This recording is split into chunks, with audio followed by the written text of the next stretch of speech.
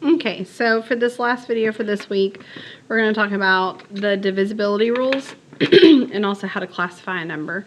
So I've actually typed this up if you want to print it off. It is saved in the notes section for week 7. So both of these papers are available to you there. Or you can just write it down. So it's good to know divisibility rules because it's easy to see if a bigger number is divisible by a certain number. Okay, so some of them are pretty obvious. Let's start off with the obvious one. How do I know if something's divisible by 2? If the number's even. And the way we know if a number is even is if the last digit is even. So for example, the number 432, we know that's divisible by 2 because 2 is an even number, right? An example of something that's not divisible by 2 would be an odd number, 431. 1 is not an even number, it's an odd number, so it's not divisible by 2. Okay, so that's an easy way to tell if a number is divisible by 2. It's probably something you already know. Another one that's really easy is 10. Okay, so I know a number is divisible by 10 if my last digit is 0, right? So if I had some number 4050, so 4050. I know that's divisible by 10 because that's a 0, right? An example of something that's not divisible by 10 would be 4052. That's not divisible by 10 because 2 does not end in a 0. The other one that's really easy that most people know off the top of their head is 5. So a number is divisible by 5 if the last digit of the number is a 0 or a 5. So for example, 21,225. That's divisible by 5 because it ends in a 5, right? 2,224 is not divisible by 5 because it does not end in a 5. So those are the 3 that you probably already know off the top of your head. Some examples of the other ones. So like a number is divisible by 3, you can tell quickly if you add up the digits of the number and your sum is divisible by 3. So for example, the number 753. Off the top of my head, I wouldn't know if that was divisible by 3, but using this rule, I can add up my digits. 7 plus 5 plus 3. 7 plus 5 is 12. 12 plus 3 is 15. 15 is divisible by 3, right? So that means this number is divisible by 3. An example of a number that's not divisible by 3 would be like the number 217. And I know that because 2 plus 1 plus 7 is 10, and 10 doesn't divide evenly by 3. Okay, so 217 is not divisible by 3. Okay, you can tell if a number is divisible by 4 if the last 2 digits are divisible by 4. So for example, the number 1,312. Okay, I wouldn't know off the top of my head if that was divisible by 4 without this rule, but with the rule, the last 2 digits, 12, is 12 divisible by 4? Yeah, that's 3. So that means that number is divisible by 4. Okay, an example of a number that is not divisible by 4 would be something that's like, let's say, 7,309. 7,309. My last 2 digits are 9. Is 9 divisible by 4? Not evenly. So 7,309 is not divisible by 4. Okay. So the last few that we haven't got to yet, let's see. 6. If you look at the rule, the number must be even and the sum of the digits is divisible by 3. That's because 2 times 3 equals 6. So I have to use the rule for 2 and the rule for 3. It has to be divisible by both of those numbers. So the rule for 2 is it has to be even. Rule for 3 is the sum of the digits. So let's do an example there. For 6, if I had the number 3084. Okay, so it's even. So that's one thing down. The other thing, my digits have to be divisible by 3. So 3 plus 0 plus 8 plus 4 equals 15, and 15 is divisible by 3. So 3,084 is divisible by 6. Okay, an example of a number that's not divisible by 6 would be like 308. It's even, so I'm good there. Do my digits, the sum of the digits, are they divisible by 3? 3 plus 0 plus 8 is 11. Is 11 divisible by 3? No. So that's the reason why that's not divisible by 6. Okay, and then for 8, the last 3 digits are divisible by 8. This one's not my favorite rule because I feel like all these rules are something I can do in my head without a calculator. Like if I didn't have a calculator on me, these rules come in handy. This one, it's kind of hard to do in my head anyway. So like the number 109816. So it says the last 3 digits. So 816. Is 816 divisible by 3? I can't do that in my head. But if I type it on the calculator, I can see, yeah, it is. I'm sorry, it's supposed to be divisible by 8. Are those 3 digits divisible by 8? 816, can I divide by 8? Yes, I can. When I do, it's actually 102. So this number is divisible by 8. But again, I don't feel like that's super helpful because like I already had to use the calculator anyway, so I might as well just divide that number by 8. But that's my own personal opinion. An example of a number that's not divisible by 8, 1,812. Okay, so last 3 digits, 812, is that divisible by 8? If you type it in your calculator, no, it's not. The rule for 9, the sum of the digits has to be divisible by 9.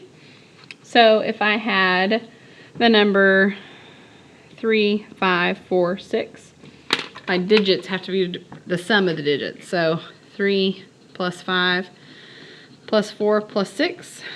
3 plus 5 is 8, 4 plus 6 is 10, 8 plus 10 is 18. Is that divisible by 3? Yes, it is. 2015. Is that divisible by 9? 2 plus 1 plus 5 is 8. And is 8 divisible by 3? No, it's not. Okay, and the last one, divisibility by 12. This is the rule for 3 and 4. So the last 2 digits have to be divisible by 4, and they have to add up to be a multiple of 3. So for example, if I had 648, okay, so 2 tests I have to do here. The divisible by 4 rule. Is 48 divisible by 4? Yes, it is. And then my digits have to add up to be a multiple of 3. So 6 plus 4 plus 8. 6 plus 4 is 10. 10 plus 8 is 18. Is 18 divisible by 3? Yes, it is. So that means this number is divisible by 12. A non-example would be like the number 64. Okay, so first of all, do my last 2 digits, are they divisible by 4? So 64, is that divisible by 4? Yeah, it is, but 6 plus 4 equals 10, and 10 is not divisible by 3. Okay, so except for the 8 rule, all of these numbers are super helpful if you're trying to see if a number is divisible by something and you don't have a calculator, or it's just faster to do this in your head than on a calculator. Okay, so that's divisibility rules. The other thing is classification of numbers. So I already have most of this typed up here for you. We're going to write down a little bit, but this is also available on week 7 content area. So classification of numbers.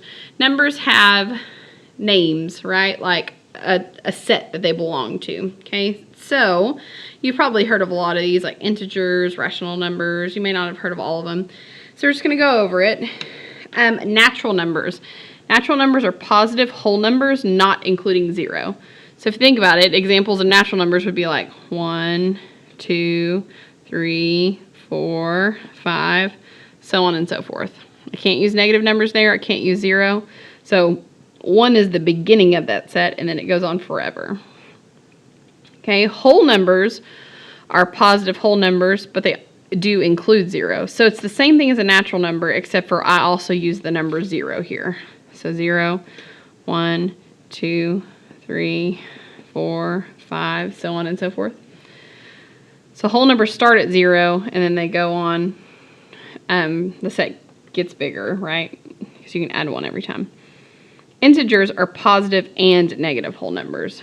Okay, so I have my 0, positive numbers 1, 2, 3, 4, 5. But I also have negative numbers. So negative 1, negative 2, negative 3. So my set goes on both ways here. All positive numbers, all positive whole numbers, all positive, negative whole numbers, and also 0. So if you'll notice, these numbers, some numbers fall in multiple sets. Okay, so the number 4, 4 is a natural number, 4 is a whole number, 4 is also an integer. The number 0, 0 is a whole number, 0 is an integer, but it's not a natural number. The number negative 3, it's an integer, but it's not a whole number, not a natural number. Okay. Next up, rational numbers. A rational number is any number that can be written as a fraction. So this is a huge set of numbers. Most things can be written as a fraction. Some things can't, but most things can. So if you think about it, like the number 4, can 4 be written as a fraction? Yeah, it's 4 divided by 1. Okay. 0, can 0 be written as a fraction? Yes, 0 divided by 1. Negative 3, can negative 3 be written as a fraction? Yes, negative 3 divided by 1. Okay, so it's all the integers are rational numbers, but also all the stuff in between them, because in between 0 and 1 are a whole bunch of decimals and fractions that are rational numbers. Like 0.2 can be written as 2/10. Okay, so like 0.2 is 2/10 or 1/5. 0.9 repeating, in the next class you'll learn how to convert that to a fraction, is actually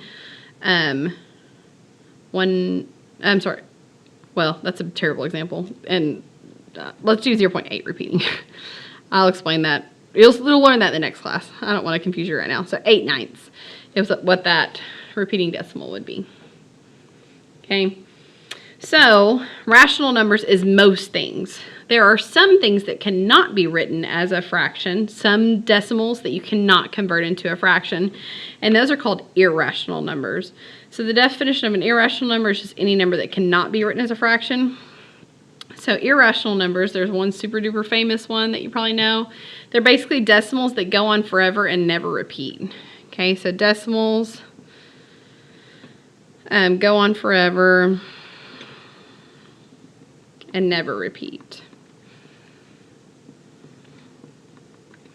So probably that definition helps you remember the number pi. Pi is an irrational number, 3.14159, da da da da da. It goes on forever. It doesn't ever repeat itself. Okay. Another irrational number is actually the number e. You probably learned about it in college algebra. That's 2.717 something something something. Okay, so that's just a number that's used in like nature and stuff, and like business uses that number a lot. Other examples of irrational numbers are square roots that you can't take the square root of. So like square root of 2. I can't take the square root of 2. When I put it on my calculator, I actually get, so let me type it on my calculator real fast. The square root of 2, 1.41421. So it goes on forever, doesn't repeat. Okay, so like square root of 3. What about the square root of 4? It would not be irrational. Square root of 4 is just 2. 2 is a rational number because I can write it as a fraction. It's also an integer. It's also a whole number. It's also a natural number. Okay, so those are examples of irrational numbers. A real number is any number except for imaginary numbers. Okay, so a real number would be everything we've listed so far. Okay, so I'm just going to write everything. It's rational, it's irrational, it's just anything except for imaginary numbers. And then complex numbers are numbers that can be written in the form of a plus bi. This a is the real part, and this bi is the imaginary part. So the imaginary number 3i, that's an example of a complex number, because I can write it like that. The real part would be like 0 plus 3i. Okay. The number 7 is actually a complex number because I can write that as 7 plus 0 times I. Okay, so complex numbers is everything we've listed so far, but also imaginary numbers. So if you'll notice, these sets are just building on each other and getting bigger and bigger and bigger, with the exception of those two. Those are two completely different sets. And then like 2 plus 7i is an example of a complex number. So if you were in class, we would like build on this and like we'd go up to the board and have sets and tell like where numbers would go and stuff. But since we're just doing this through a video, I printed this off for you. So if I was going to make a Venn diagram of this, I'm not going to have like a circle for each of these sets and then they're all overlapping, because these are actually subsets of one another. If you'll notice, natural numbers is a subset of whole numbers, because this whole set right here, it keeps on going forever that way, is within this set right here. So if I was going to draw a picture, it'd be, here's my natural numbers, and that's within my whole numbers. Hope that makes sense. Same thing with integers.